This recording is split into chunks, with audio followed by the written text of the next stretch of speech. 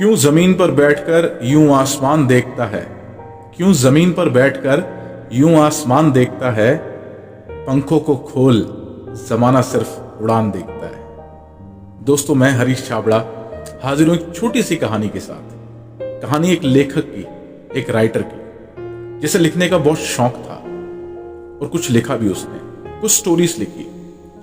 जब वो स्टोरीज लोगों को दिखाई, अपने रिश्तेदारों को दिखाई, दोस्तों को दिखाई, तो सब ने उसको धुतकारा, सब ने नेगेटिव बोला कि तू क्या कर रहा है, ये तू क्या लिख रहा है, ये तुझसे नहीं होगा, इसे छोड़ दे, क्यों किताबें काली कर रहा है। लोगों के नेगेटिव थॉट्स उसके मन में घर कर गए। अपना सेल्फ कॉन्फिडेंस उसने खो दिया। अब किसी चीज में उसका मन नहीं लगता था, ना खाने में, ना पीने में, क्योंकि जो उसका टैलेंट था, जो उसका पैशन था, वो उससे छूट चुका था।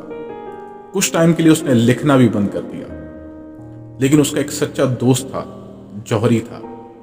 वो उसके पास गया, अपने दिल का पूरा हाल बताया कि ऐसे ऐसे मुझे लिखने का शौक है और लोगों को मैंने सब चीजें दिखाई तो लोगों ने मुझसे ये सब कहा कि दोस्त, अब मैं अपना सेल्फ कॉन्फिडेंस भी खो चुका हूं, किसी चीज में मन नहीं लगता, तू बता कि मैं क्या करूं।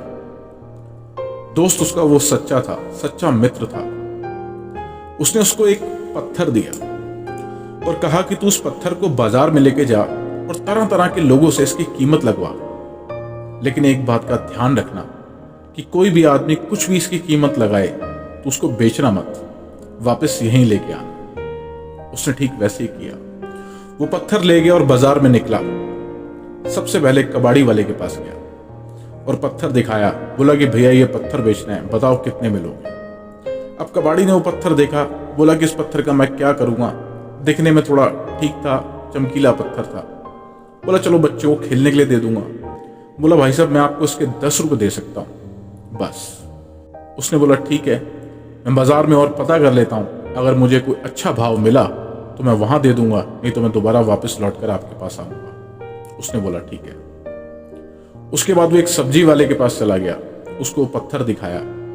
उसने बोला भैया मुझे पत्थर बेचना है, बताओ इसकी क्या कीमत दे सकते हो। अब सब्जी वाले ने कहा कि भैया मैं इस पत्थर का क्या करूंगा, चलो एक काम करता हूं, वजन करने के लिए यूज कर लूंगा।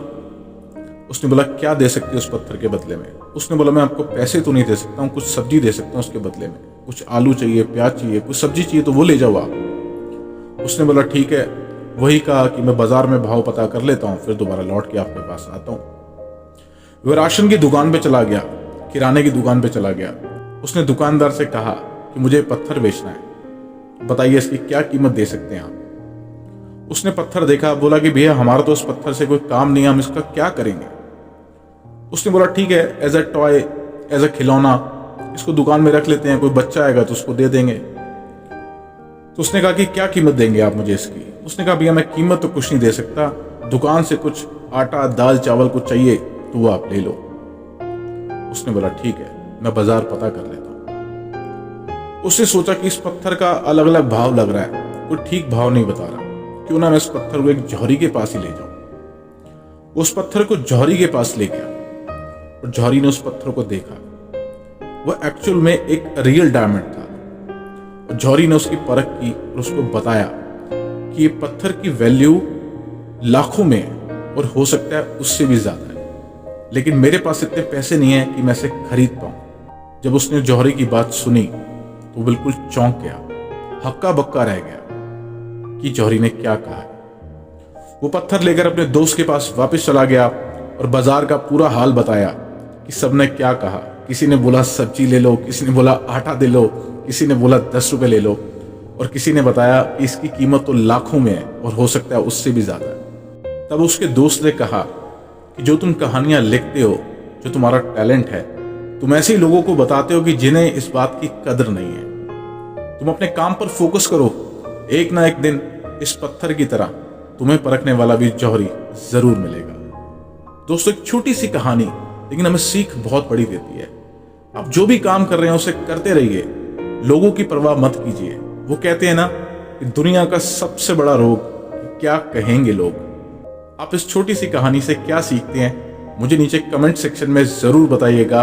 और ऐसी स्टोरीज मुझे भेजने के लिए इंस्टाग्राम पर डीएम कीजिए। इंस्टाग्राम का लिंक मैं आपको नीचे डिस्क्रिप्शन में दे दूंगा। जल्द मुलाकात होगी आपसे एक नई स्टोरी, एक नई सीख के साथ। तब तक के लिए अलविदा।